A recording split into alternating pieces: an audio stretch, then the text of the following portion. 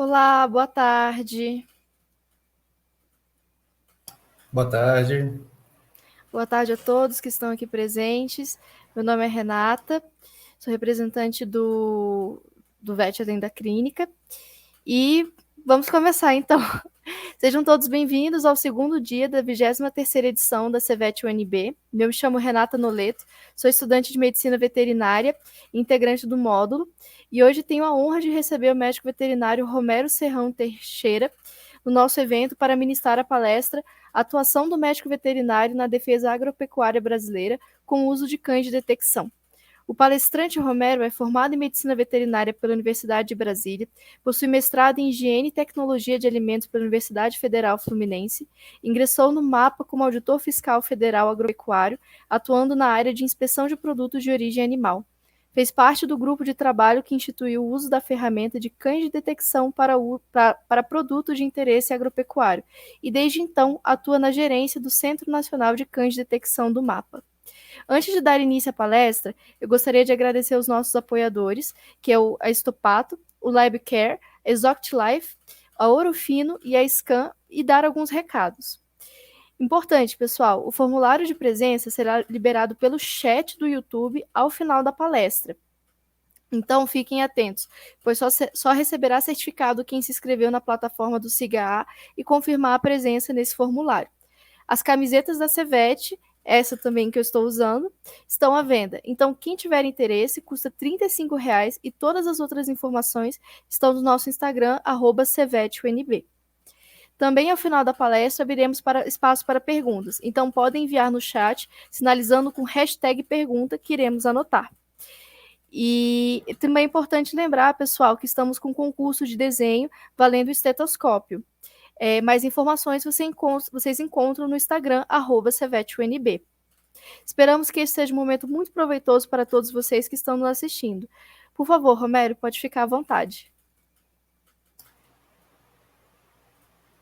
Muito obrigado, Renata. Boa tarde. Boa tarde a todos, né? Agradeço o convite aí de poder retornar mais uma vez à UNB, né? E para poder apresentar um pouco do conhecimento que eu tive, que eu adquiri aí após esses alguns anos, né? Formado e trabalhando dentro do Ministério da Agricultura. Então, como a colega me apresentou, né? Romero, médico veterinário pelo UNB, né? Sou auditor fiscal federal agropecuário do Ministério da Agricultura desde 2004, né? Vou aqui conversar um pouco com vocês sobre a atuação, né, do veterinário na parte de defesa agropecuária, um pouco de ênfase, né, na ferramenta que o Ministério há pouco instituiu, os cães de detecção, né? Mas, para começar, é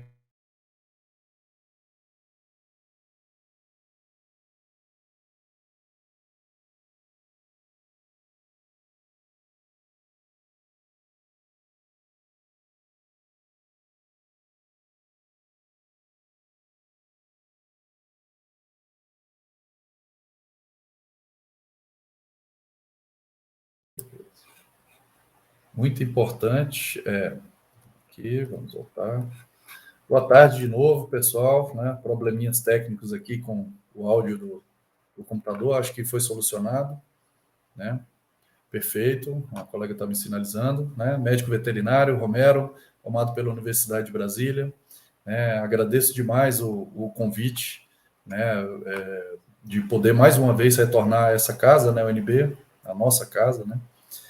Para poder apresentar aí um pouco dos conhecimentos que eu adquiri, né? Após esses alguns anos de formado e de trabalho aqui no Ministério da Agricultura, né? Onde a palestra, né? A conversa que a gente vai ter é sobre a atuação do veterinário, né? Na parte de defesa agropecuária, dando um pouco de ênfase, né? Na ferramenta há pouco instituída pelo Ministério da Agricultura, né? O cão de detecção. Então, assim, a defesa agropecuária, o nome é forte, né? É marcante aí, é imponente, mas é bem isso que tem que ser mesmo, né? Basicamente trata-se de uma guerra onde várias batalhas, né, são travadas no campo da saúde e da sanidade, né?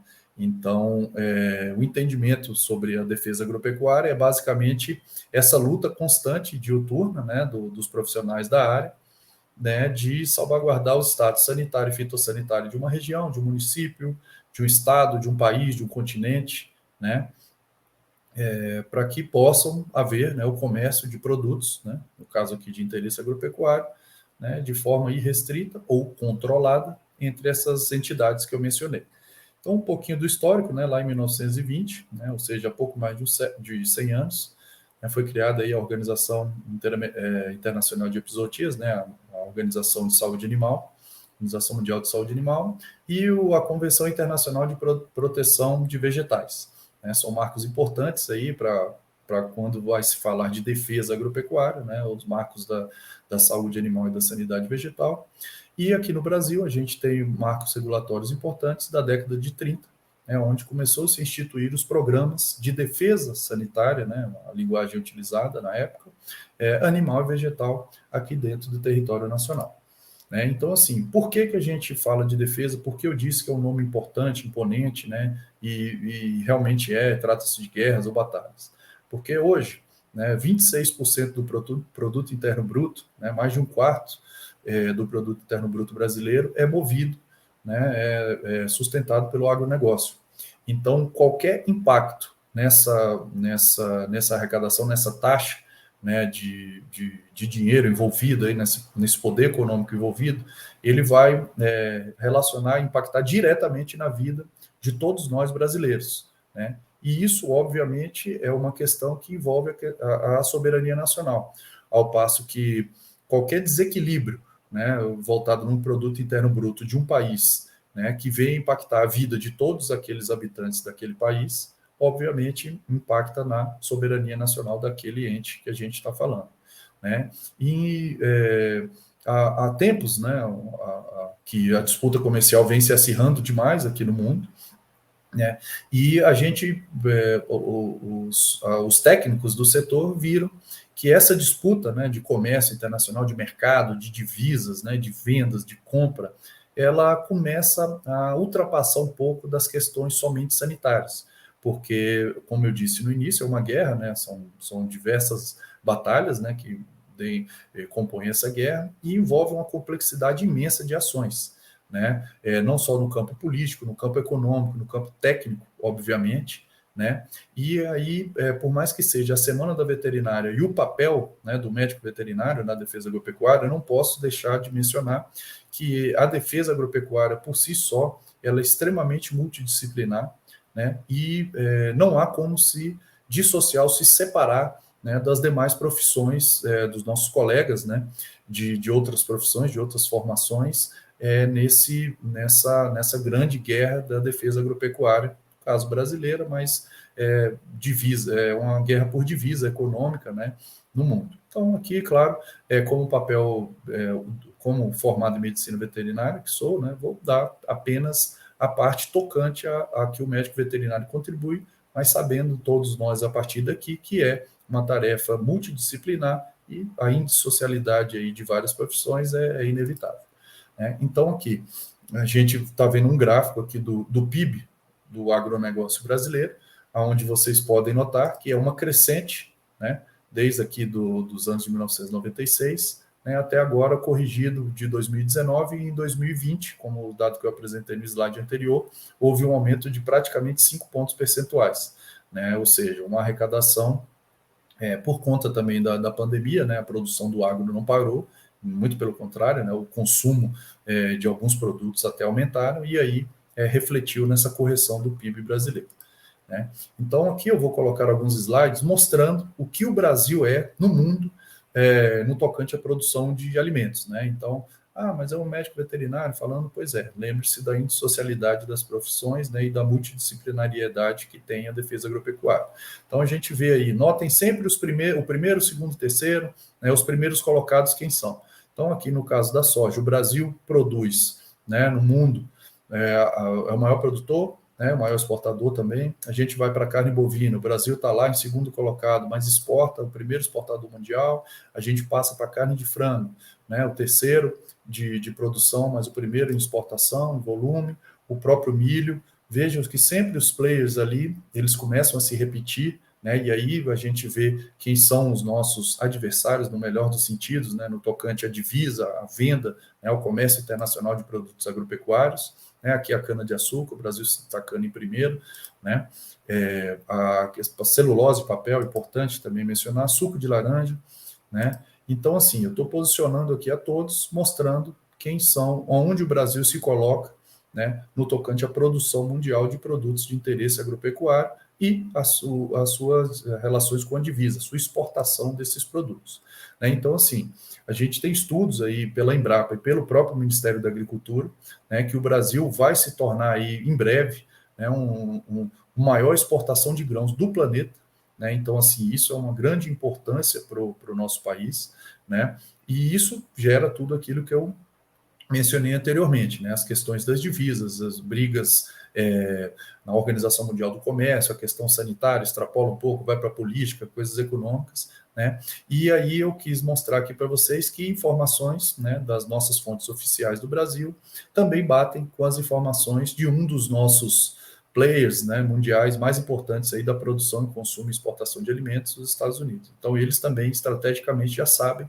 da importância do Brasil e do perigo, entre aspas, que o Brasil representa para os comércios, né, para o comércio dos produtos dele e para relações de divisas, né. Então, tá. E o médico veterinário, né, volto a dizer, o que tem a ver com isso, né, dentro da multidisciplinariedade que a gente tem na defesa agropecuária, aqui, a gente acaba citando aqui que o quê? Né, o médico veterinário é envolvido em todas as questões das políticas agropecuárias, obviamente voltado para a área animal e das questões de sua competência, né? Ele gerencia e executa diretamente as ações, né, de defesa agropecuária no tocante à sua profissão, né? Obviamente tem relação com a saúde animal e os programas de saúde animal, os insumos pecuários, né? Tudo aquilo que serve para compor, né, ou para melhorar o desempenho e o desenvolvimento de animais, né, de consumo, as questões relativas à inspeção dos produtos de origem animal, né, os selos de inspeção, né, a produção orgânica, obviamente, também de produtos derivados de origem animais, alguns pontos importantes dos nossos laboratórios federais agropecuários, né, aí a vigilância agropecuária internacional, né, que seria as barreiras, né, de impedimento de entradas de pragas ou doenças no país e também o controle daquelas importações, né, regulares, né? E, obviamente, nós, Ministério da Agricultura, acabamos fazendo parte da gestão de um grande programa, né, da defesa agropecuária, que não tem como a gente separar ele dos nossos pares aí nos estados e, obviamente, nos municípios, né? Que a defesa agropecuária não é só feita por um único órgão do Ministério da Agricultura, e sim a confluência, né, ou a organização de todos esses entes dos estados, municípios, né, e do Distrito Federal. Então, é importante aqui que o médico veterinário atua desde a gerência, né, da gestão dos programas, da elaboração das políticas públicas, né, até a execução direta, quando você encontra um colega médico veterinário numa barreira entre os estados ou numa ação de fiscalização direta, numa fábrica de produtos veterinários, né, ou numa loja de produtos veterinários, enfim. Então, o papel do médico veterinário é esse, é totalmente extensivo em toda a cadeia, né, das políticas voltadas à defesa agropecuária. Bom, e aí a gente já vai caminhando um pouquinho, né, para o que tem a ver os cães de detecção com todo esse contexto, né? Então, esse processo de integração internacional que vem acontecendo aí nos últimos 15 anos, né? Essa facilidade que a gente tem de atravessar o globo terrestre, né? De manhã você está num continente, no final do dia você está 2 continentes de distância da onde você saiu, né? Então, isso tem impacto cultural, econômico muito grande, né? Essa facilidade do trânsito de pessoas e mercadorias, né? Isso aliado aí ao alto desenvolvimento da internet, desses sites de compras que a gente tem, onde hoje, por alguns centavos de dólar, você consegue adquirir qualquer tipo de produto do outro lado do mundo e em menos de 20, 30 dias ele consegue chegar na sua residência, né? Então, isso fez com que aumentasse bastante o risco, né, de introdução de pragas de animais ou doenças vegetais, doenças animais ou pragas vegetais, né, no território nacional. Então, vejam que aqui eu estou falando no âmbito do mapa, né? Então, algumas questões são mais de esfera federal, ou seja, de internacional para o nacional. obviamente, esses comentários que eu sempre estou fazendo, eles podem ser extensíveis ou comparáveis a estados sanitários entre os estados, né? Onde o estado A possui uma doença, o estado B não, então é uma fronteira de divisa entre esses estados, né? Ou a questão do impedimento do alastramento dessa doença ou praga ali. Então, é análogo, óbvio, ao internacional com os entes estaduais, né? Então, a gente tem essas diferenças de status sanitários, né, entre países, entre estados, entre municípios, né? E, obviamente, a questão que o Ministério gerencia, né, todo esse programa de defesa agropecuária, a necessidade constante, né, de modernização e de fortalecimento dessas questões relacionadas à vigilância agropecuária. Ministério, a questão internacional, mas sempre há o fomento e incentivo das linhas da defesa agropecuária também interna no Brasil, né? Então, com isso, e a modernização com o uso de sistemas de avaliação de risco, implantação de novas ferramentas de fiscalização, né? Em 2013, o Ministério começou a buscar, né, uma possibilidade de uso de uma ferramenta já aprovada no mundo, né, com alta eficiência e eficácia, que são os cães de detecção, né? E essa ideia surgiu dentro do Ministério com os colegas auditores fiscais, médicos e veterinários, né? Então, assim, agora já indo mais, né, para a ferramenta, por que os cães, né? Por que vários órgãos aí da administração pública utilizam os cães como ferramenta de fiscalização, né? Então, os cães são detectores de odorantes extremamente confiáveis e eficientes, né? Eles reduzem significativamente o tempo, né, da procura de um objeto-alvo. Então, se você utiliza ele bem treinado, né, numa determinada aplicação, você consegue atingir ou segregar, ou separar, ou triar aqueles produtos, pessoas, bens, veículos, mercadorias, né, com um tempo muito ágil, né? Eles são extremamente sensíveis, né? Muito mais sensíveis que a outros dispositivos existentes hoje, né? Máquinas, vamos colocar dessa maneira, existentes no mercado de detecção. Eles são fáceis de colocar em operação, né? Precisam de pessoas capacitadas, né? Animais bem selecionados e saudáveis, né? Para que possa obter sucesso no programa.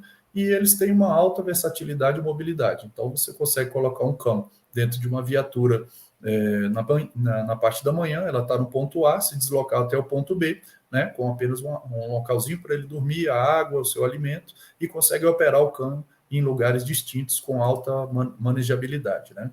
Então, continuando assim, o Ministério, com base em tudo isso que eu mencionei anteriormente, ele buscou esse tipo de ferramenta para reduzir o tempo, né, que os passageiros, no caso de aeroportos, aguardam até o seu desembaraço agropecuário, né, a sua verificação das suas bagagens, se está vindo algum item controlado ou proibido, né. No caso da fiscalização de encomendas, né, os locais de entrada das encomendas internacionais do Brasil, para que se possa dar uma maior fluidez, né, e uma maior segurança na fiscalização dessas encomendas, né, retirando aí do ingresso no Brasil algum produto proibido, né, ou não certificado, né, otimizando ali o trabalho com cargas na medida em que a gente pode liberar carregamentos com maior rapidez, né, aumentando assim a eficiência e a agilidade, né, fazendo com que o uso do cão com outras ferramentas combinadas possa vir a facilitar, né, a diminuir o tempo gasto para o procedimento dos desembaraços e também aumentar a eficiência daquela fiscalização.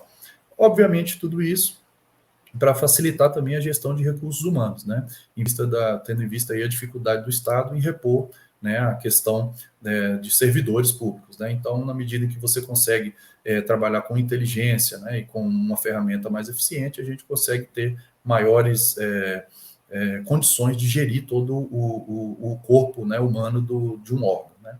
Então, assim, continuando, os cães, né, eles contribuem, por quê? Para nós, como uma ferramenta de triagem. Né, anatomicamente, eles têm um dobramento da cavidade interna, né, nasal, com maior circunvoluções que as comparado ao ser humano, tem uma mucosa olfatória maior, obviamente, né, pela formação do crânio deles, né, um número bem maior de receptores por conta disso, um bulbo olfatório maior, vou mostrar na próxima figura, né, que seria o processador de dados, né. Obviamente, com todos esses requisitos, ele tem um número maior de células, né, para processar né, essas informações, as narinas alongadas, e uma coisa extremamente importante que o cão tem é o ato de farejar, né, que já é nato dele como um comportamento genético adquirido. Então, eu via falando que o cão ele tem um preparo, né, para uma maior quantidade de sensores, né, um maior local onde esses sensores podem atuar e um computador de processamento desses estímulos recebidos bem maior. Então, a gente pode ver à direita, né, a comparação entre o bulbo olfatório humano com o bulbo olfatório do canino. Então, é como se o computador do cão de processamento dessas informações fosse bem mais rápido, ágil e potente do que o do ser humano, assim como o local da captação dessas informações, né? Então, assim, é bem comum a gente ver aí nas mídias, ou nós mesmos já sabemos, o uso dos cães, né, de serviço. Aí a gente vê um cãozinho responsável pela recuperação de pessoas, né, em desastres, né, da natureza, os cães de recuperação de mortos, né, também em desastres, a questão de cães de detecção de explosivos, né, os cães de detecção de entorpecentes, que é talvez o mais comum que o pessoal tem visto, né, ou vem falar, e os cães de detecção, por exemplo, de explosivos também de minas terrestres, né, no caso esse aqui, que é um trabalho extremamente sensível. Mas também a gente não pode deixar de colocar que hoje, né, existem pesquisas de cães de detecção de algumas doenças, né, do ser humano, né, que facilita bem mais o diagnóstico e barateia o diagnóstico, né, democratizando assim o diagnóstico de algumas doenças, né, e recentemente aí com essa questão da pandemia nós temos aí vários trabalhos científicos mostrando cães, né, que podem testar, né, pessoas positivas para o COVID com o grau de assertividade tão bom quanto do RT-PCR, né? Então, bem mais rápido, bem mais barato, né, e bem mais democrático, né? E a história dessas duas cachorrinhas aí é bem interessante, são cães aposentados, são cadelas, né, aposentadas do CBP, né, o Customs and Border Protection dos Estados Unidos, né, e só que elas tinham ainda muita vontade de trabalhar, só não conseguiam mais trabalhar o modal, né, de trabalho mais exaustivo para elas devido à idade. Então, foram treinados para detecção de pessoas teste positivo de Covid, e agora elas trabalham tranquilamente, né, no ar-condicionado, e o único esforço físico, vamos dizer assim, colocados para ela aqui, é o faro das máscaras das pessoas usadas por um certo tempo, com certo protocolo, com certo fluxo de respiração, onde o cão faz a detecção ou não, né, da pessoa teste positivo para Covid, né? Então, esses cães aí tem trabalho científico deles lá nos Estados Unidos, que o nível de assertividade deles é tão, tão alto quanto do RT-PCR. Então, assim, uma frase aqui que eu trouxe de um colega nosso também da UNB, né, que fez um mestrado aqui no UNB, na revisão dele, na dissertação de mestrado, que ele trouxe de pesquisador, a maior restrição que a gente tem para o uso dos cães de faro, né, treinados, é realmente a imaginação humana. Então, vocês veem, se a imaginação humana já não tem limites, né, façam ideia aí do que a gente pode usar dos faros desses animais. Então, esse slide é um slide que nós, do Ministério da Agricultura, sempre fazemos as honras de mostrar que o Ministério não inventou a roda. Então, o cão de detecção já existe em outros órgãos, né, em outras esferas, e são usados há muitos e muitos anos no Brasil e muitos anos no mundo.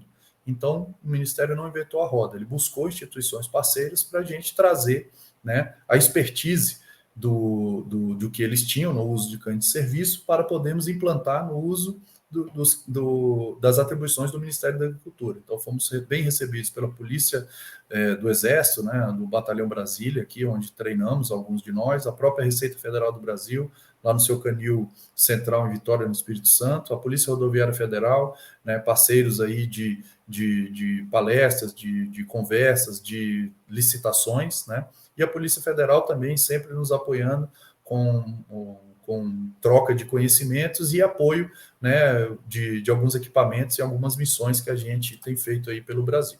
Então, posicionando o Centro Nacional de Cães de Detecção do Ministério dentro do Ministério, né, e dando prosseguimento agora, sim, ao uso de cães, né, porque senão o pessoal vai ficar chateado, né?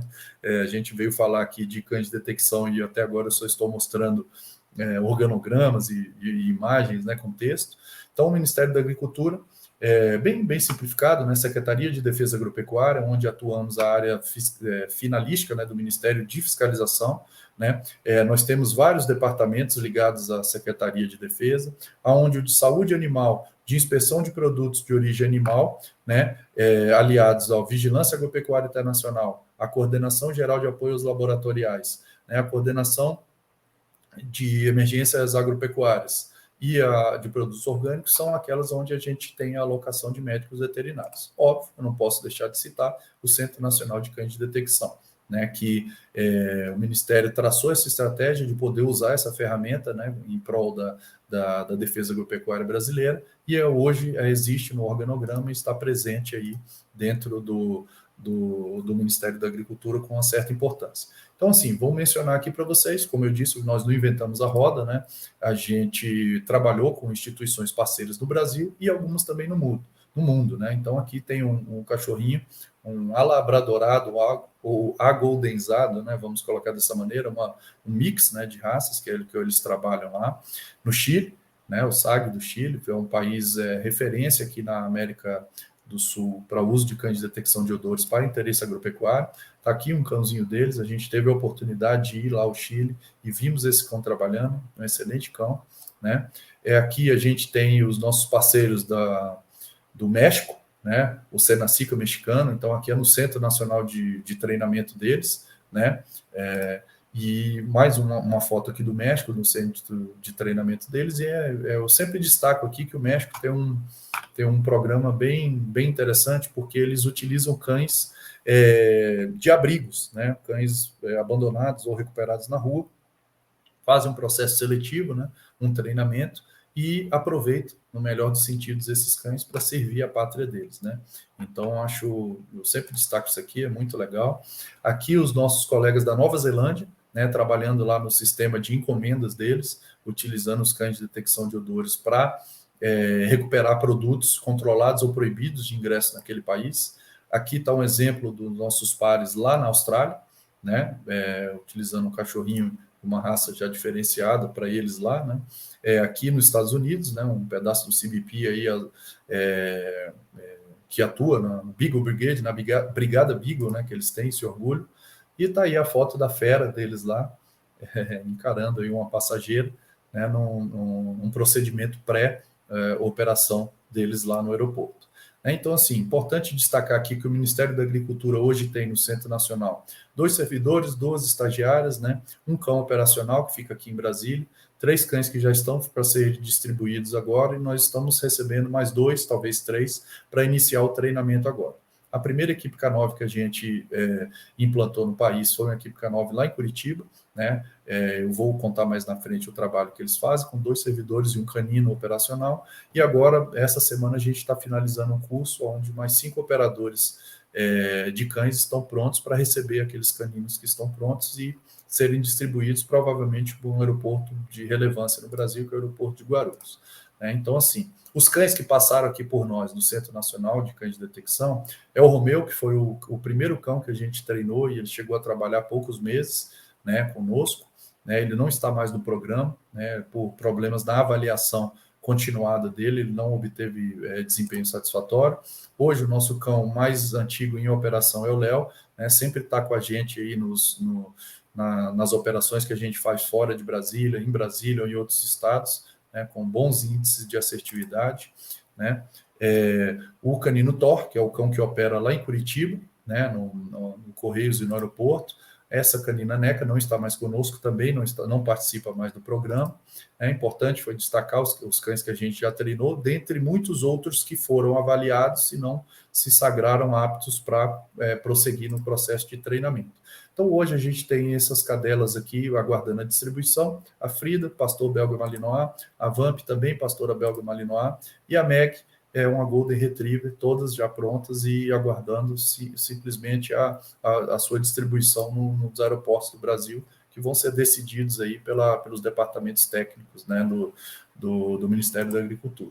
Então, assim, agora nós estamos aguardando esses 2 cães, né, já foram selecionados para a gente iniciar o processo de treinamento deles, o Gael e do Ram, para também servir aí aos propósitos da defesa agropecuária.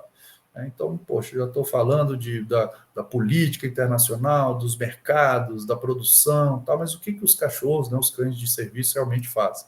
Então, aqui é o exemplo de uma bancada, né, onde vocês estão vendo aí diversos produtos que não são o foco, né, do Ministério da Agricultura, mas a gente acaba, no momento de fiscalização, abordando, né, pessoas que têm ou não têm diretamente não estão trazendo algum produto de interesse agropecuário, né, em virtude da nossa natureza de fiscalização, mas quando a gente está com o cão em operação, é isso que acontece. Poucos minutos de operação, né, vocês estão vendo aí vários produtos apreendidos, né, produtos proibidos ou controlados que não poderiam ter seu ingresso no país, né, de forma clandestina, né, ou não ordeira, vamos colocar dessa maneira, e são encaminhados à destruição. Mais uma foto, né, 45 minutos de operação, 200 e poucos quilos de produto agropecuário apreendido, né, são as nossas viaturas aqui no Centro de Cães de Detecção. Eu vou mostrar um cão, ou esse é o cão Léo, né, eu vou mostrar um videozinho aqui bem simples, de um pouquinho do que seria um trabalho de detecção numa esteira de triagem externa, né? Onde o cão leva aí de 2 a 3 segundos para fazer o faro em uma, duas faces dos zíperes da mala, né? Onde ele se demonstrar algum tipo de interesse, um segundo colega vem e retira a mala de circulação, né, da circulação comum da esteira, e a gente depois ou encaminha ela para o raio-x ou faz a prova ali no final do faro com o cão para ver se ele realmente indica ela ou ele somente se interessou. Como aí a pessoa que estava fazendo a detecção estava sozinha, porque o seu auxiliar estava filmando, em algum momento aí a bagagem vai ser retirada da linha normal, né, pela mesma pessoa, fazendo com que algumas outras bagagens passem e não sejam detectadas, mas isso é apenas para fins didáticos. Né, já está sendo colocado ali, o cão realmente não vai confirmar a detecção, né, fez o faro da mala e prossegue o trabalho. Então, esse é um exemplo, né, de detecção feita na esteira, né, com as malas já rodando. Então, veja que o impacto, né, no desembaraço agropecuário daquelas bagagens é basicamente mínimo. Né? Então, fazendo o faro ali naquela área, o passageiro ele nem sabe, eminentemente, que foi fiscalizado.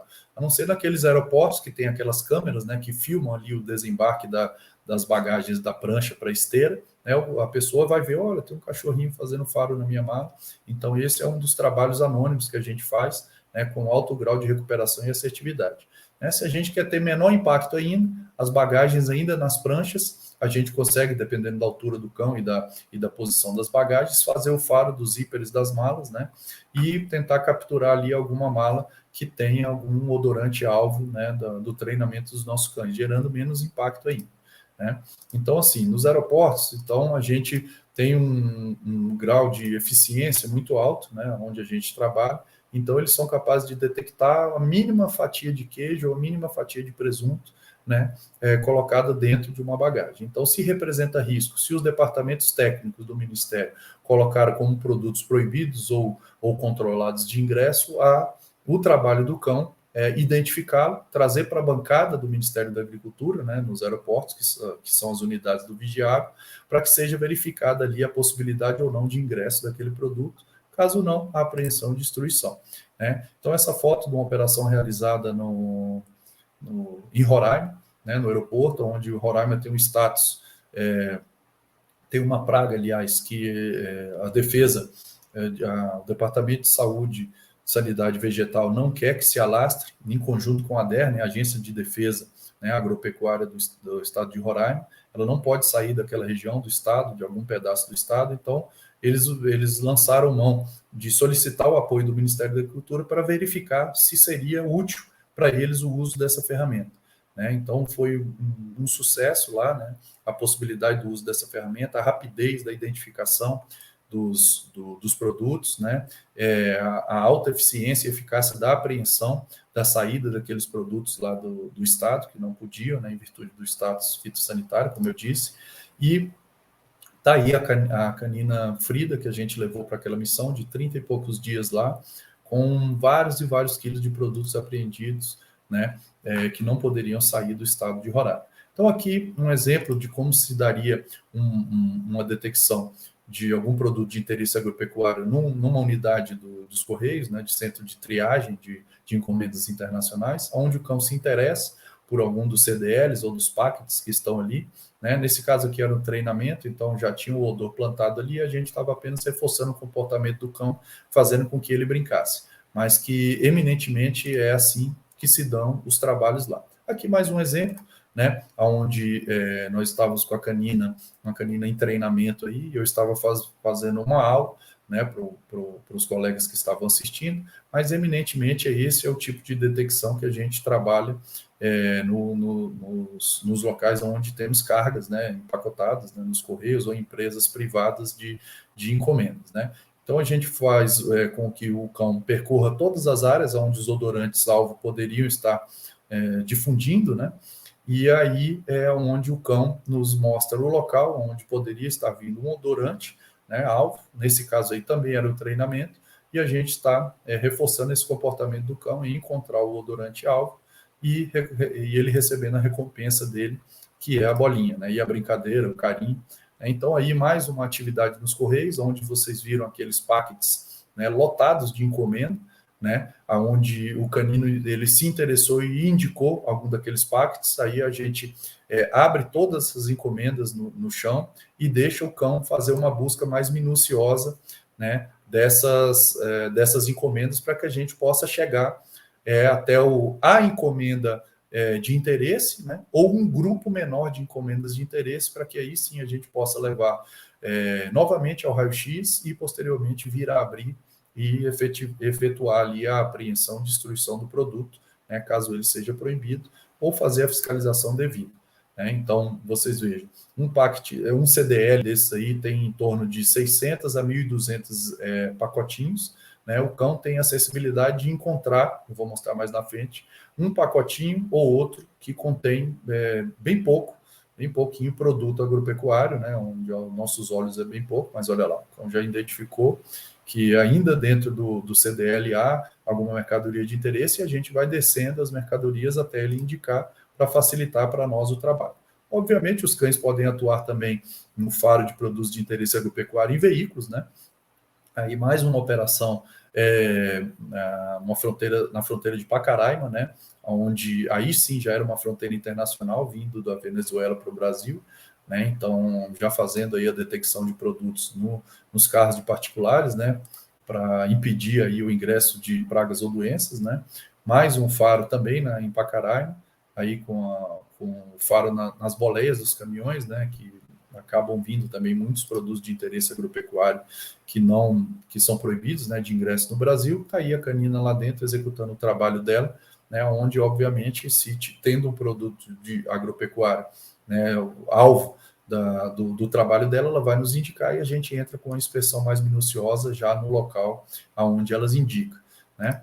Então a gente também faz, obviamente, detecção em bagagens oriundas de rodoviária ou rodoviárias internacionais, no caso aí da Vigilância Agropecuária Internacional, ou nas estaduais também apoiando algum programa sanitário, né, ou fitossanitário do Ministério da Agricultura e das agências de defesa agropecuária dos estados. Esse exemplo aí também foi em Roraima, né, tem uma rodoviária lá que também é internacional, mas nesse caso aqui são bagagens que iam sair da capital, né, e iam para outro estado, então como eu mencionei aquela questão da praga, né, da mosca da carambola, mosca das frutas, que não poderia sair de lá, houve aí também uma operação nossa recuperando vários itens de interesse agropecuário, né, que estavam na bagagem das pessoas, que por mais que elas tenham sido avisadas, elas ainda insistiam em levar. Aqui eu vou mostrar um pouquinho do treinamento que a gente faz com os cães, né, onde aqui eles vão fazer, a Meg aí no caso, e o colega Ângelo, que trabalha comigo, vai fazer a demonstração de como a gente faz o faro nas 4 faces da mala, né? E aonde ela realmente indica o ponto aonde o odorante, né? O odorante-alvo está se difundindo ali, efundindo, na verdade, da bagagem até o focinho dela. E aí ela recebe o prêmio como um reforço, né? Pelo comportamento que ela desempenhou e assertivo. Aqui o faro, ela vai fazer o faro de 3 outras bagagens, onde nenhuma delas tem o odorante-alvo, né? E aí vocês vão ver que ela apenas desempenha o comportamento do faro e não é premiada em virtude de não haver ali o odorante-alvo, e ela nos disse, né, que não há nenhum odorante-alvo na medida em que ela não indicou. Então, 4 faces de cada uma das malas foi fiscalizada, né? E é assim que realmente acontece o trabalho, né? Óbvio, eu não estou passando aqui uma missão de trabalho que a gente faz de 45, 50, 1h30 de faro, porque a ideia é exatamente essa que vocês estão vendo aí, né? Mais né? Uma ficha de treinamento aqui com a Frida, né? Um pastor belga malinois. Então, o protocolo de treinamento é exatamente o mesmo. Né? A gente faz o faro das faces da mala, no caso do modal, né, bagagem aí, e ela é recompensada quando encontra a fonte do odorante aí para nós. Sempre, obviamente, o nosso trabalho é com um reforço positivo, né? O animalzinho brinca, então a diversão dele ali é a bolinha. Busca o odorante para brincar com a bolinha. Mostrando para vocês a mobilidade da ferramenta, esse é o nosso furgão aqui, nosso centro de treinamento. A gente coloca o cão e pode partir aí para alguns locais do Brasil, né, de veículo, né, dependendo da distância, ou a gente pode embarcar para qualquer lugar do território nacional através de avião. Então, a gente sempre tem tido um bom apoio aí da Força Aérea Brasileira nas missões que a gente desempenha aí nos outros estados do Brasil, né? Tá aí uma foto da gente embarcando para uma missão no Rio Grande do Norte, né? Outra foto da gente embarcando para uma missão que passou no Amazonas e em Roraima, né? Com o apoio da Força Aérea. Está aí a Frida, né? Não, desculpa, o Léo, dentro de um Cessna, né? Que a gente foi para o Rio Grande do Norte. E aqui está a Frida dentro de um avião de carga do Search and Rescue da Força Aérea Brasileira, onde a gente embarcou para Manaus e para Amazonas e Roraima. Aí o cachorrinho, né? A Frida ainda dentro do banco do carro, tranquilo, deitadinho, onde a gente estava fazendo o deslocamento da capital para uma fronteira lá no estado de Roraima.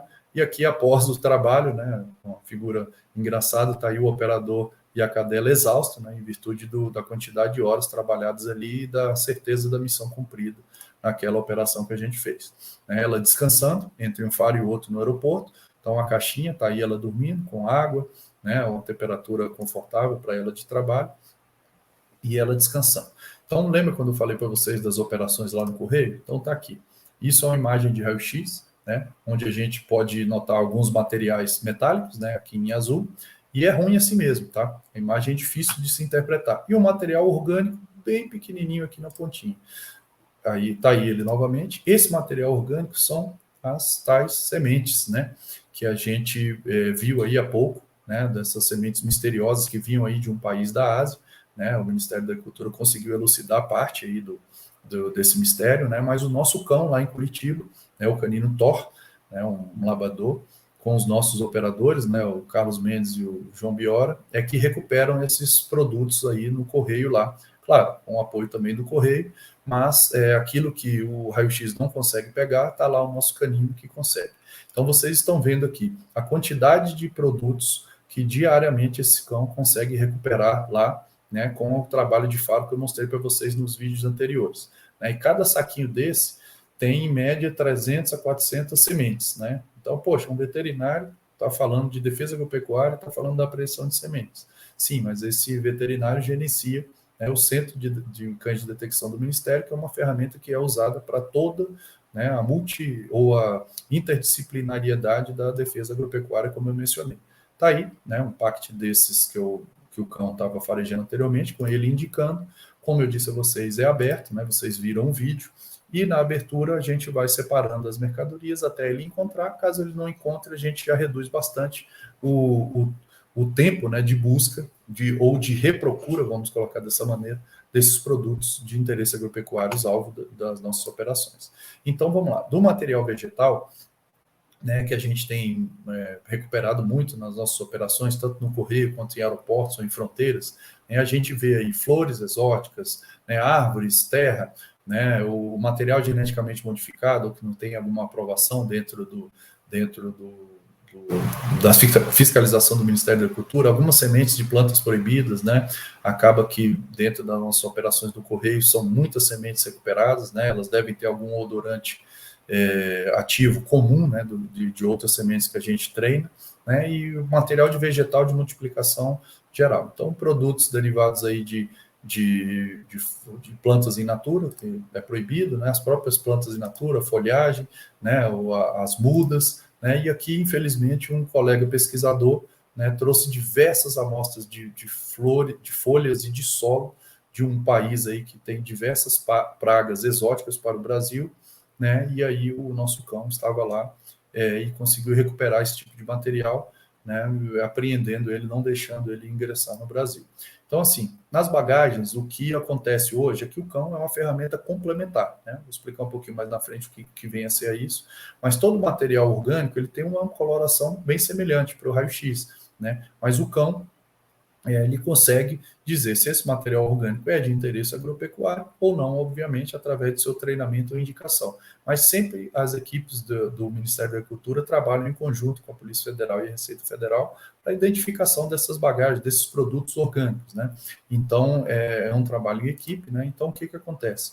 Diversos produtos orgânicos podem vir a ser destinados ou para a própria Receita ou para a Polícia Federal, mas são para o Ministério da Agricultura ou vice-versa. Nesse caso aqui, eram apreensões de diversas aves, né, mortas, né, que eram culturalmente aqui fonte de alimento de alguns países aqui da América do Sul, então foram apreendidas, né, vocês verem a imagem no raio-x e o que aparece. Então, essa aqui foi uma outra apreensão no aeroporto brasileiro, obviamente, né, onde naquela imagem de raio-x vocês viram diversos produtos orgânicos, aí aqui a equipe foi abrir, foi fiscalizar se era algum produto de interesse agropecuário, mas eram o quê? Diversas cobras vivas colocadas na meia, né, dentro dos tênis, né, então daí a importância da integração entre os órgãos, né, da afinidade entre os órgãos, obviamente aqui um caso encaminhado para o IBAMA, e aqui um caso aqui em Brasília, com diversas bagagens com demonstração de perfil orgânico, né, foi encaminhado para a bancada do Ministério da Agricultura, né, do Vigiagro, e quando se foi notar, realmente eram produtos orgânicos e vegetal, né, uma droga proibida que, obviamente, foi encaminhado para as autoridades competentes, né, para as providências que cabem àquelas autoridades, né? Mas no caso aqui era maconha. Outros casos, né, de diversas bagagens com alguns materiais orgânicos que vão parar na bancada da Vigilância Agropecuária, do Ministério da Agricultura, aí o passageiro se demonstra muito nervoso, aflito, enfim, o cão da gente começa a trabalhar e eles já né, se demonstram um grau de insegurança, aí a gente já tem né, um tipo de comunicação entre os órgãos, e aqui foi trazido aí ao colega da Receita Federal do Brasil, e aí a canina deles realmente indicou a bagagem e ela tinha né, alguns produtos proibidos, né, no caso aqui cocaína, dentro escondido das malas. Então, tudo que eu quis mostrar aqui para vocês, que o trabalho com o cão e com os outros órgãos é conjunto, né? Então, as camadas de segurança que a gente tem hoje na fiscalização agropecuária. Então, assim, não adianta nada a gente ter um ponto de fiscalização, um local de fiscalização, se a gente não tem uma estrutura física, não tem um raio-x para a gente poder operar também, né? Não tem uma bancada, né, não tem um fluxo bem definido, né, servidores, obviamente, em número adequado para executar as nossas atividades, e aí entendo que essas atividades também são executadas pelos nossos pares nos estados e no Distrito Federal, como eu mencionei, né, é claro, cada um dentro da tua esfera de atuação, né, então o sistema bem definido ou robusto, né, de avaliação de potenciais riscos, que seriam aqueles sistemas de inteligência, onde a gente traça o perfil do passageiro, perfil de voo, né, o perfil da pessoa que vai transitar entre os estados, o perfil do trânsito irregular daquele tipo de produto. Então, todo o trabalho de estudo e inteligência, o Ministério está iniciando um programa muito importante nesse sentido, né, não só nas questões relativas aos produtos irregulares internacionais, mas também ao dentro dos estados da federação.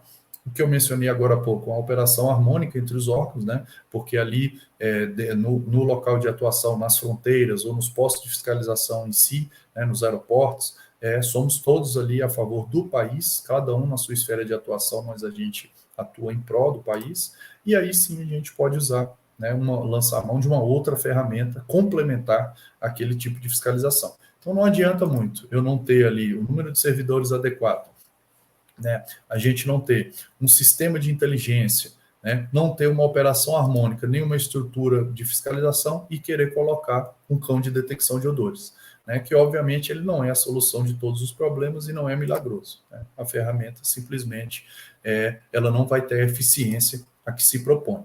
Hoje a gente tem diversas instituições parceiras, né, as federais, como eu já havia mencionado antes para vocês, né, as secretarias de agricultura que têm entrado em contato conosco recentemente, já buscando essa parceria para o Ministério da Agricultura poder apoiá-los nas ações de defesa agropecuária, né, das fronteiras estaduais. Aí cito o Acre, o próprio Distrito Federal, Paraná, Santa Catarina, Rio Grande do Sul e Roraima, né, as polícias federal e rodoviária federal, das nossas parcerias, a própria Receita, a Polícia do Exército, né. Recentemente, o pessoal da Polícia Legislativa, tanto da Câmara ou do Senado, eles estão iniciando programas de cão de detecção deles, né. Então, a gente está sempre, por estarmos perto, né, aqui em Brasília, sempre interagindo com eles, e a Polícia Civil do Distrito Federal sempre nos acolhendo, né, dando vaga para nossos operadores nos cursos deles, para a gente evoluir junto, né.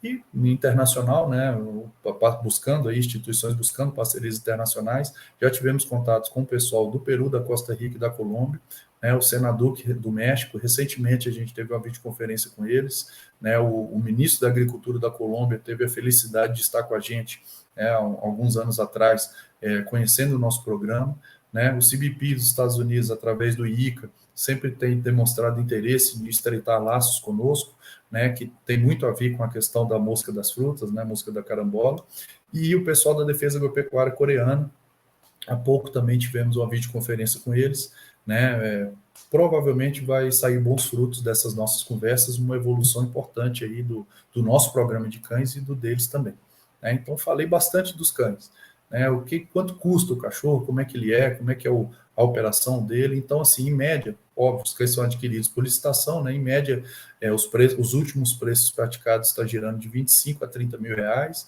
né, a gente leva aí de 4 a 9 meses, dependendo do indivíduo e das condições para poder treiná-los, né, o cão é comprado basicamente sem nenhum treinamento de detecção, né, o CNCD, ele, com até 10 cães, né, em seu plantel, ele conseguiria sustentá-los através de contratos, né, de veterinário, de alimentação, do tratador, com quase cerca de 200 mil reais por ano. Uma equipe, né, K9, qualquer um dos estados do Brasil aí em operação, né, depois do canil construído, da infraestrutura pronta, né, normalmente ela é uma infraestrutura feita pelos terceiros, né, onde o Ministério da Agricultura apenas entra com os contratos de manutenção, veterinário, né, do tratador, enfim, 75 mil reais por ano, né, e a gente, né, necessita, obviamente, os cães não trabalham ainda completamente sozinhos, né, de um operador treinado e capacitado aqui pelo nosso centro para poder, né, desempenhar suas atividades. Obviamente, as questões relativas ao bem-estar, né, o transporte dos cães e o abrigo deles também é necessariamente importante. Então, assim, como eu mencionei, a versatilidade do uso dos cães. Então, assim, o limite não é a imaginação humana, então é óbvio que o limite é bem, bem extenso, né? A gente tem algumas possibilidades de linhas de pesquisa, né, em desenvolvimento, assim que a gente acertar as questões de estruturação do nosso Centro Nacional, né? Então, assim, a detecção de produtos de origem vegetal e animal é o que a gente já faz hoje, a possibilidade de detecção de insetos. Então, se vocês não sabem, grande parte das mercadorias importadas pelo Brasil, né, desde de motores até equipamentos de informática, vêm paletizados. E esses pallets, via de regra, né, são em madeira, né, e as madeiras também podem carregar algum tipo de praga. Então, a gente tem uma linha de pesquisa junto com a Embrapa Florestas, que ainda não avançou, na detecção desses possíveis pallets contaminados, né? Ou a gente detectar a larva, ou o exoesqueleto, as fezes, ou as massas de ovos, né, desses insetos. É um projeto que ainda está avançando. A questão dos defensivos agrícolas, né? Recentemente o Ministério, aí, em uma das operações, teve uma apreensão recorde de defensivos agrícolas, né, clandestinos, né, foi amplamente divulgado na mídia, mas os cães de detecção podem auxiliar isso, né, contaminantes de farinhas, ou seja, uma farinha destinada à alimentação de um animal B, que ela não pode conter nenhum traço de restos do animal C. Então, ao invés de você encaminhar essa farinha para uma análise laboratorial que custa, né, um valor maior e leva um certo tempo, há a possibilidade de se treinar cães para fazer esse tipo de triagem, né, ou pré-triagem, né, facilitando, otimizando os custos, né? Obviamente, combate de fraudes, né? A detecção de algum produto proibido dentro de um produto, né, já destinado ao consumo, né? Obviamente, a detecção de pragas, né? Como a gente já tinha comentado. Então, algumas lavouras levam certificação do Ministério ou de órgãos acreditados pelo Ministério, que elas são livres de praga A ou B, né? Então, pode-se lançar a mão do uso de cães de detecção como uma ferramenta complementar da certificação dessas lavouras, né? Detectando ou não a real presença daquela praga, né? E produtos proibidos em plantação orgânica, por exemplo, né? Então, existem moléculas, né, que não podem ser usadas em algum tipo de plantação, de cultivo, né, de plantas orgânicas, que elas possuem odorantes ativos que os cães podem ser treinados para a detecção destes, né? E, obviamente, está aqui os asteriscos, né? Que o que acontece? A limite à imaginação humana. Então, um exemplo bem clássico aqui. Os cães de vocês são detectados para achar maçã. Poxa, mas eu treino um cão com todo esse custo para ele detectar uma maçã. Pois é, a produção de maçã no Brasil é de 1,1 milhões de toneladas, né? 7 bilhões de reais são arrecadados com o comércio da maçã. Isso, corrigindo, né, tirando os serviços indiretos e tal, dá 0,7% do PIB brasileiro, né? Então, veja a representatividade. 45 mil agricultores diretos, 50 mil trabalhadores diretos. Aí, ela só, entre aspas, obviamente, afeta 2 estados brasileiros. Mas se ela só afetar esses 2 estados brasileiros, o desequilíbrio é imenso na balança comercial brasileira. Tudo por conta de uma praga que ela já foi erradicada aqui no Brasil, que ela ainda existe em outros países. Vocês veem agora a questão da PSA, né? É uma doença que já foi erradicada aqui no Brasil. Então, o Brasil, um dos maiores produtores do mundo, vocês viram lá, né? Produção de 4,4 milhões de toneladas de suíno. Então, 19 bilhões de reais, 1,5% do PIB é ligado à produção de carne suína. 126 mil empregos diretos, 1 milhão de empregos indiretos, né? Isso eu não preciso nem mencionar o desequilíbrio que o reingresso, vamos dizer assim, dessa doença aqui no Brasil poderia causar, né? Então, assim, daí a importância da defesa agropecuária, das ferramentas modernas, né, de alta eficiência e eficácia para a detecção, né, de produtos proibidos ou controlados de entrar no nosso Brasil. E, obviamente, a ração, né, o alimento dos suínos são grãos, né, e, obviamente, isso ia desequilibrar enormemente a produção de grãos ou o comércio de grãos aqui no Brasil. Então, a gente tem que sempre pesar, né, o que a gente quer da questão da fiscalização, né, do comércio regular com o comércio irregular. Créditos aqui ao colega Marcos Eielso, é um slide muito legal, aonde hoje a gente tem o risco aceitável e tolerável, né, e o interesse público dentro das operações de comércio regular, que já fazem parte da rotina de fiscalização normal das nossas atividades da defesa agropecuária. E hoje a gente tem uma questão do trânsito irregular, né, onde é um risco ainda desconhecido, obviamente em estudo, né, pelas áreas de pesquisa do Ministério, e apenas o interesse pessoal envolvido ali. Então é aí que a gente vai começar a atuar. Então, uma coisa importante de se mencionar é que, quando eu falei anteriormente, o seu cão aqui, você, poxa, trabalhou numa operação, tantos passageiros e tal, prendeu 2 maçãs. Eu já expliquei anteriormente a importância das 2 maçãs, que é diferente de um cão chegar e detectar uma arma, por exemplo. Aquilo que está ali na frente da pessoa, por si só, já causa, né, um mal à sociedade. Agora, a maçã, ela tem uma outra imagem para a sociedade.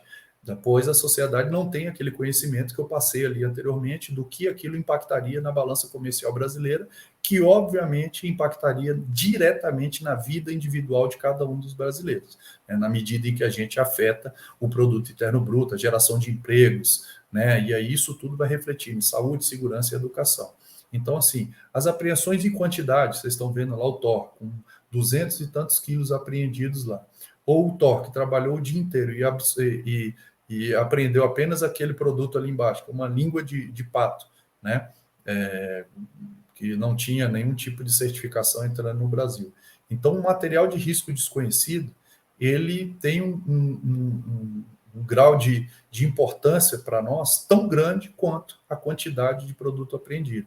Então, o trabalho, né, diferente do trabalho das outras forças, onde quantidade eminentemente diz a satisfação do trabalho deles, para o nosso, eminentemente, a quantidade não diz o grau de satisfação do nosso trabalho. Se diz sim, retirou ou não retirou do ingresso aqui no Brasil. Então, se o cão conseguiu fazer 1.000 bagagens no dia, ele apreendeu apenas uma maçã e um produto in natura de suíno, para nós é uma extrema vitória, porque só isso já representaria mais de 2% do PIB brasileiro, caso ele tivesse algum tipo de praga ou doença que não existisse aqui no Brasil. Então, isso é muito bom a gente difundir esse conhecimento aqui no âmbito acadêmico, né, para que se fique isso fique enraizado, né, no conceito de vocês, que não só a quantidade tem a sua importância, mas sim a identificação dos itens proibidos, né, como eu mencionei anteriormente.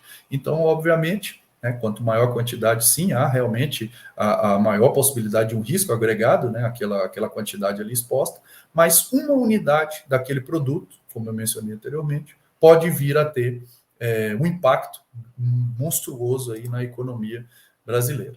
Então, gente, era isso, né, que eu quis aqui passar para vocês, né, nos aspectos da defesa agropecuária, do papel do médico veterinário, da questão da interdisciplinariedade, que é muito importante colocar aqui, né, apesar de ser a Semana da Medicina Veterinária, né, a Faculdade de Medicina Veterinária e Agronomia, né, se eu bem me lembro aí da Universidade de Brasília. Então, muito importante, são muito importantes esses conceitos que eu passei para você, muito importante o uso dessa ferramenta que o Brasil vem trazendo agora para a detecção de produtos de interesse agropecuário, né? E era essa, né, a mensagem que eu queria passar para vocês aqui. Agradeço a todos, muito obrigado.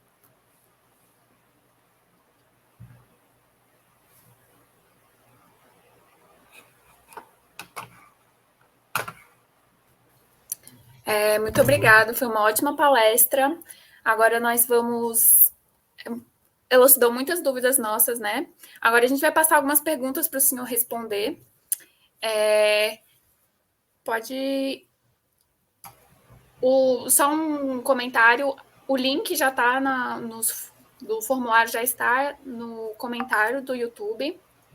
Então, eu já vou fazer as perguntas. Ok. Primeira pergunta é da Leide. De onde vêm os cachorros selecionados para o programa? Importante essa pergunta. Assim, nós temos dois grandes modos de acesso desses cães. Um é por meio da aquisição, outro por meio da doação.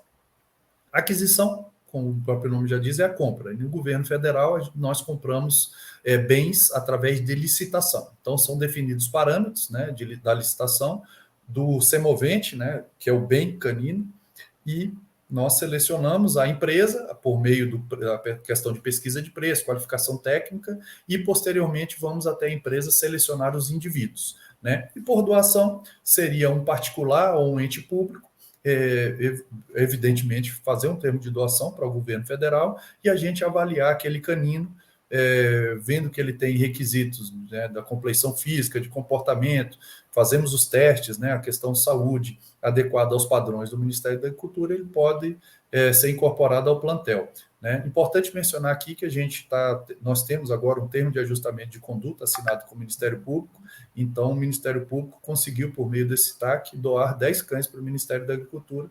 A gente está em processo de seleção e incorporação desses cães no nosso plantel. Ok. A próxima pergunta é do Ailton. Qual a principal dificuldade que você já enfrentou trabalhando com os cães? Lidar com gente, né? Que a principal dificuldade que a gente tem é a compreensão, né, vamos lá, desde o ente fiscalizado, né, de que a gente está ali trabalhando, o cão está ali trabalhando, né, com todos o respeito à ética e à saúde dos animais, à vida deles, né, eles estão dedicando a vida para o Estado, né, eles são para nós uma ferramenta importantíssima, mas nem por isso eles deixam de receber as questões de carinho, deixa de ser cachorro e tudo. Então a maior dificuldade é essa compreensão das pessoas que a gente está ali trabalhando e que o cão, eminentemente, ele está ali sendo um animal o mais feliz possível dentro daquilo que a gente tem dos preceitos éticos e veterinários. Muito bom. A próxima pergunta é do Mandadara. A pergunta é: quais os itens mais inusitados que você já encontrou com os cães?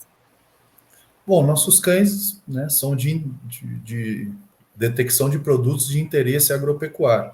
Então, alguns itens inusitados são aqueles, por exemplo, que carregam algum odorante alvo que tem essência de vegetais. Então, algum tipo de estimulante sexual, ou coisas desse tipo, essas ervas, né, essas garrafadas e tal. Então, os comentários dos passageiros é que é engraçado, né, mas são itens inusitados para nós. A próxima pergunta é da Amanda Assunção. Seria possível usar cães de rua como filhotes abandonados para receber o treinamento? Valeria o investimento ou o treinamento serve apenas para os cães de raças com aptidão?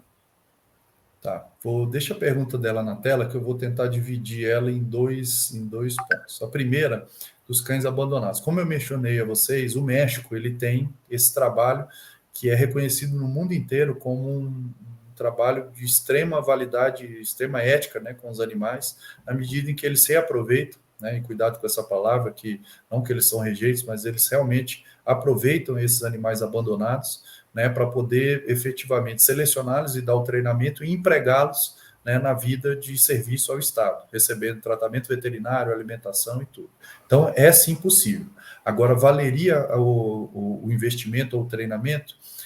Aí eu vou te dizer que depende. Se você for pesar custo, né, financeiro, somente isso, obviamente não vai valer a pena, de que cada, talvez 20, 30 animais que a gente recupere desses abrigos e possa colocar no treinamento, talvez um ou dois saiam, né, aprovados. Mas isso não é eminentemente somente o custo dinheiro, tem todo o aspecto ético, né, e de saúde pública envolvido. Então, na medida que você retira esses cães de um possível sacrifício, ou do possível abandono, e reintegra eles à sociedade, né, na medida que você realimenta, trata eles e depois doa, então esse é um custo que não tem como se colocar na ponta do lápis, né, falando apenas em recursos financeiros.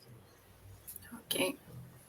A próxima pergunta é do Beto.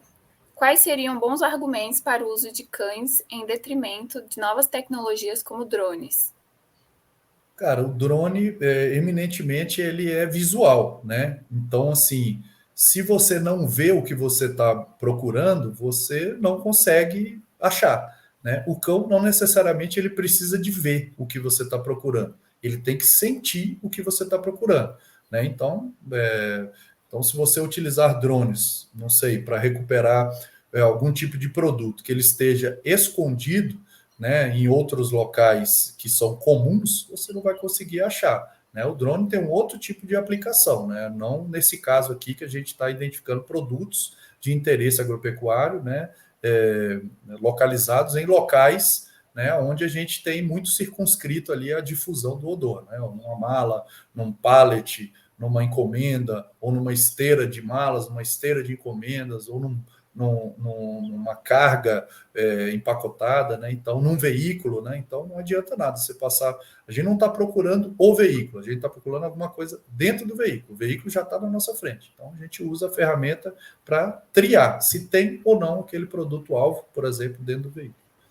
É uma aplicação diferente, é isso que eu quis dizer, né? Cada um tem a sua aplicação. Para o nosso foco, eminentemente, não tem como comparar. Cada um tem o seu valor, né? É. A próxima pergunta é da Nayane. O que acontece com os cães que não conseguem completar o programa? Bom, Nayane, então assim, se o cão for oriundo da licitação, né, então os cães, assim como outros bens adquiridos pelo Estado, né, o cão é um ser movente, como eu disse, ele passa a ter um patrimônio do Estado, né, e mais uma vez, respeitando todos os preceitos éticos aí e de respeito ao animal, né, que é um ser senciente, se ele não conseguir avançar no programa, né, faz parte do contrato assinado com a empresa fornecedora de cães que ele tem que ser trocado. Então, ele retorna ao canil, né, normalmente ele é doado para algumas famílias da região, né, e porque possivelmente ele não se presta, né, no bem da palavra, para ser um cão de serviço, e ele segue uma vida como um canino normal. Né? Então, é isso que normalmente acontece. A gente devolve, né, como se fosse um produto que não conseguiu completar, e recebe outro produto, né, para continuar o treinamento. Relembro aqui, ressalvando todos os aspectos éticos e de respeito ao ser que é um animal vivo. Ok. A próxima pergunta é dessa pessoa que eu não consigo ler o nome, mas cada cão fica focado em um odorante, alvo ou mais de um? Essa pessoa aí tem algum conhecimento, né, para chamar odorante e tal. Bom, vamos lá.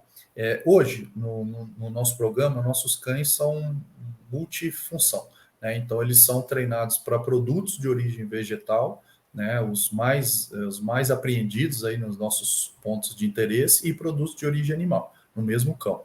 Mas futuramente a gente vai ter que ter cães específicos para algum tipo de odorante ou para alguma aplicação.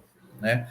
Então, assim, respondendo a ele, hoje a gente tem os cães, né, multifunção, mas no futuro próximo a gente vai ter um cão com uma aplicabilidade mais direcionada, como se fosse uma pinça para tirar um determinado tipo de praga ou um determinado tipo de produto de circulação. Muito bom. A próxima pergunta é do Caio. A pergunta é: quanto tempo os cães trabalham antes de se aposentar? Bom, excelente pergunta. No nosso regramento atual, de 9 meses até 24 meses é a idade que ele pode ingressar no programa de treinamento. Né? O nosso cão mais velho hoje em operação está com 6 anos e 3 meses. Né? Não, e 10 meses, desculpe. Então, assim, ele está, vamos dizer assim, no auge da saúde dele.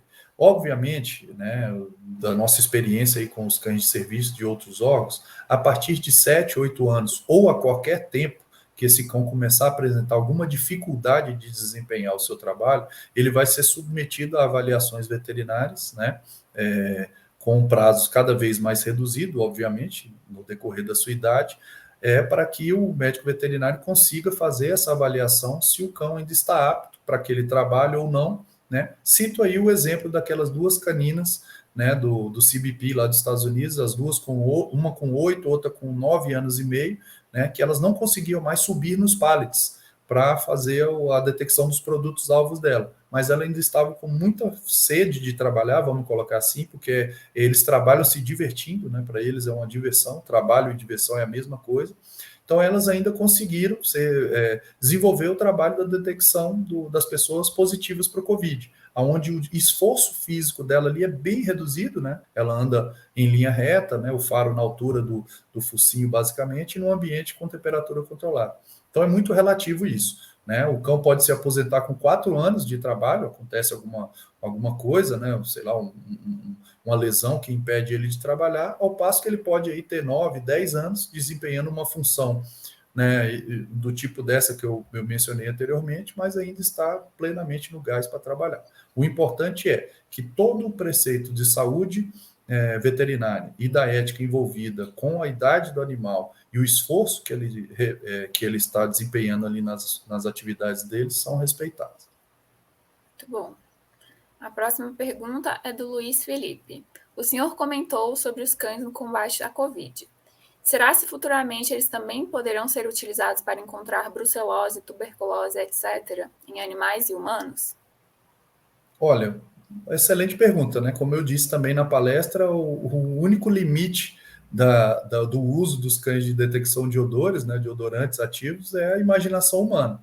Então, se houver algum trabalho científico que consiga identificar que alguma pessoa contaminada, por exemplo, algum produto contaminado, por exemplo, com algum desses tipos aí de micro-organismos que você mencionou, ele tem algum composto orgânico volátil, né, com algum odorante ativo que a gente consiga isolar e apresentar ao cão para que ele possa ser condicionado a nos indicar, sim, é passível. Agora, se vai ou não, muito difícil, né? Porque há necessidade aí de uma pesquisa para que a gente possa afirmar essa pergunta dele aí. Mas a possibilidade, como eu disse, o limite é a imaginação humana. Ok. E agora temos aqui a última pergunta da Mariana Rezende. Opa, apagou. Aí. Tem previsão para concurso do mapa? Se sim, posso escolher trabalhar no Vigia Agro ou não pode escolher? Olha, Mariana, assim, essa sua pergunta, nós mesmos do Ministério da Agricultura nos fazemos todos os dias para os nossos gestores que encaminham essa demanda ao Ministério da Economia, né? Eu não posso afirmar, porque até o nível de conhecimento que a gente tem, não há ainda essa previsão, há uma guerra intensa, né, no melhor dos sentidos, obviamente, da palavra, para que haja realmente esse concurso para a reposição dos quadros, e dependendo da modalidade de concurso, sim, você pode escolher trabalhar em um dos locais do Brasil ou um dos determinados tipos de atuação do Ministério da Agricultura, né? O Vigiagro também, né, acredito eu que, dependendo da modalidade ou da forma de concurso que venha a ser disponibilizado ao público, né, com certeza você pode escolher. Mas, assim, o que eu posso te dizer é isso, dentro do serviço público, a chance que você tem de poder contribuir, né, e de aprender e de retornar esse serviço à população em diversas áreas de atuação é imenso, né? Então, tendo força de vontade e vontade de trabalhar, eu acho que você consegue ajudar muito esse país em qualquer lugar que você estiver dentro do ministério ou de outro local. Muito bem. Então, são essas as perguntas. Eu queria muito agradecer a sua disponibilidade por estar aqui no nosso evento. E muito obrigada a todos que participaram da palestra. Eu acredito que foi uma palestra muito enriquecedora. E aos nossos ouvintes, agradecemos muito a participação. E um último aviso é que as inscrições para a palestra são até hoje, então fiquem atentos. Muito obrigada novamente, Romero, e obrigada aos ouvintes por participarem. Obrigado mais uma vez pelo convite, tá? Um grande abraço aí para vocês da Semana do Veterinário, sucesso, e obrigado ao UNB por me fazer mais uma vez voltar à minha casa aí de formação e poder contribuir um pouco com o que me foi ofertado em termos de conhecimento e eu retornar a vocês também. Muito obrigada. Tchau, tchau, gente. Tchau.